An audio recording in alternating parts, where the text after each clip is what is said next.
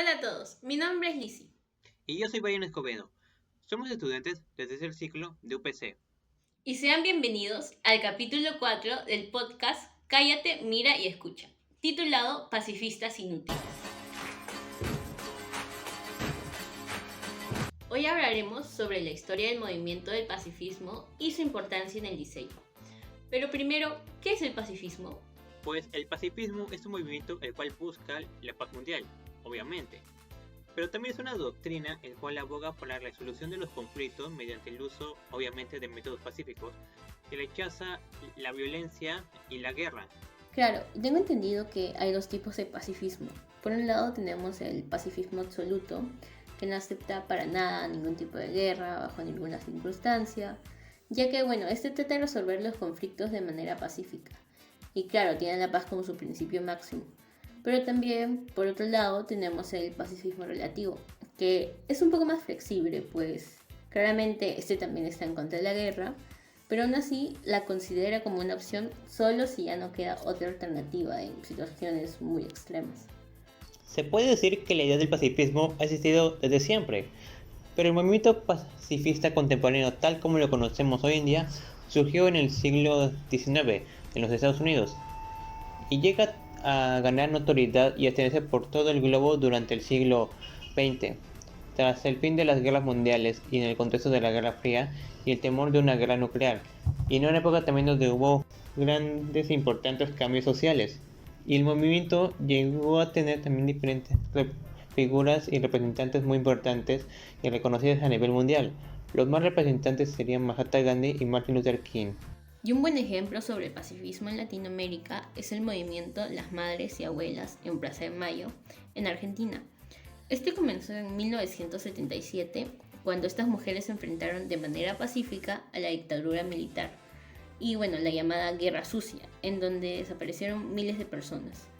Las madres y las abuelas se reunían en la Plaza de Mayo para exigir respuestas sobre el paradero de sus hijos y nietos desaparecidos. El pacifismo sigue adaptándose a los nuevos contextos en los que vivimos. Vemos que las protestas pacíficas siguen siendo súper importantes para luchar por justicia, igualdad social y demás. También vemos que las redes sociales como Instagram, Twitter o Facebook han hecho que este tipo de movimientos sean mucho más accesibles que años pasados. Por ejemplo, los movimientos como Ni Una Menos, Extinction Rebellion y demás difunden sus campañas y así permiten que millones de personas se unan a las causas rápidamente. Interesante cómo el movimiento llegó a extenderse y se sigue extendiendo desde hoy. Y quiero hacer mucho énfasis en esto. Y es que como dijimos al principio, aquí también hablamos del diseño. Y claramente el diseño tuvo una gran importancia para que el movimiento llegara a extenderse de esta forma. Y es que durante la Guerra Fría el movimiento se convirtió en una fuerza política muy importante. Y en la política es muy importante la propaganda. Y una buena propaganda solo puede hacerlo con un buen diseño. Y aquí es donde el diseño adquiere una gran importancia para la elaboración de diversos medios propagandísticos que ayudaban a la difusión del movimiento en su búsqueda de transmitir el mensaje de la paz. Y justamente para poder transmitir este mensaje de paz, el diseño gráfico ha sido clave. Podemos ver símbolos ya súper conocidos como el símbolo de la paz, la paloma blanca y las ramas de olivo, que estos iconos han logrado un impacto visual tan fuerte que se volvieron una referencia para poder identificar el movimiento pacifista. En su diseño utilizaron recursos visuales estratégicos, como colores llamativos, tipografías dinámicas y una simbología poderosa. Por ejemplo, en este afiche Make Love Not War, diseñado por Weiser en 1967, vemos una tipografía muy fluida, libre, con formas orgánicas, que reflejan mucho movimiento. También los colores, el verde, que hace alusión mucho a la naturaleza, las plantas, la vida. Y bueno, el rojo que acá nos está simbolizando la pasión y el amor porque justo está contrastando con la palabra love. Y también el símbolo de paz está hecho por símbolos florales, orgánicos, que obviamente nos hacen mucha alusión a la naturaleza. Y aprovechando que estamos hablando de los símbolos del movimiento, no podemos olvidar al que es el símbolo del movimiento del pacifismo actualmente. Este círculo con una línea en el medio y con un triángulo en la parte inferior, que seguramente habrás visto aunque sea una vez. Pues ese símbolo fue creado por el diseñador Gerald Houghton y originalmente solo fue pensado como un símbolo para el movimiento del desarme nuclear. Y es que en el símbolo aparecen las letras N y D. Sí, la N es el triángulo y la D es la línea, pero obviamente esto es en lenguaje semáforo. Y ahora que mencionas el símbolo de la paz, tenemos que destacar algunas áreas de diseño donde el movimiento pacifista ha estado involucrado. Bueno, el diseño gráfico fue muy importante ya que los pacifistas utilizaban este medio para la difusión de su mensaje. Por ejemplo, el cartel No Nukes No Takes, diseñado por Van Deverham en 1984, en contra de las armas nucleares. En el centro vemos una bomba cayendo y arriba tiene un 9 mayúsculas grande que nos capta la atención rápidamente y bueno, deja en claro el rechazo total a eso. Abajo dice No Nukes No Takes, que refuerza el mensaje antinuclear. Y el uso de los colores crean un buen contraste. El rojo nos simboliza mucho el peligro y el blanco le da la claridad y el equilibrio al diseño. También debemos hablar del afiche de diseño minimalista War is Over, de la campaña de paz del cantante John Lennon junto a su esposa Yoko Ono, en 1969. Fue lanzado en la época navideña como una respuesta a la guerra de Vietnam. Bueno, el mensaje principal, War is Over, destaca por el tamaño, la tipografía sans serif en negrita y mayúsculas. Y abajo de esta vemos la frase If you want it, si tú lo quieres, que más pequeña nos invita a la reflexión de nuestra propia decisión a participar o no en el mensaje de paz.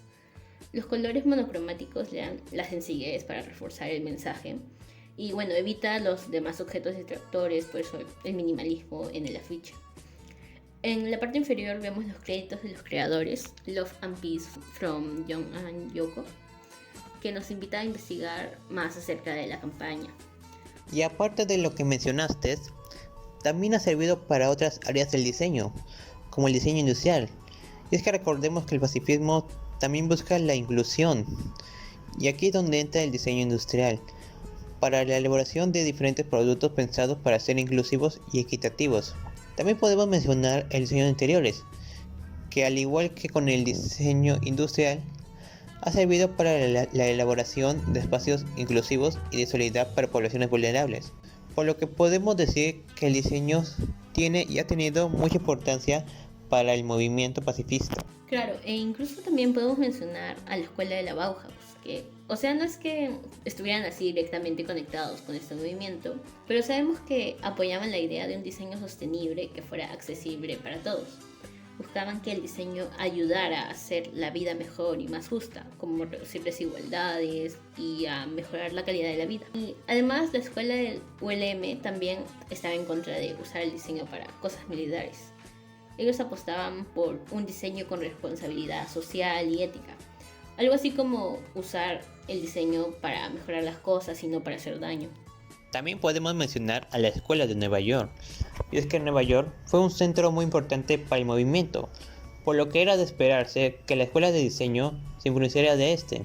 Un claro ejemplo sería el cartel de No More War, de Herb Lubalin, hecho durante la época de la guerra de Vietnam, en el cual hubieron muchas protestas contra dicha guerra, y el cual este cartel se convirtió en un gran icono del diseño del pacifismo, y el cual llama mucho la atención por los colores de la tipografía que utiliza, porque no solo son los mismos colores que los de la bandera de los Estados Unidos, sino que también están ubicados de dicha forma que le crean la bandera de dicho país, lo cual puede ser interpretado de muchas formas.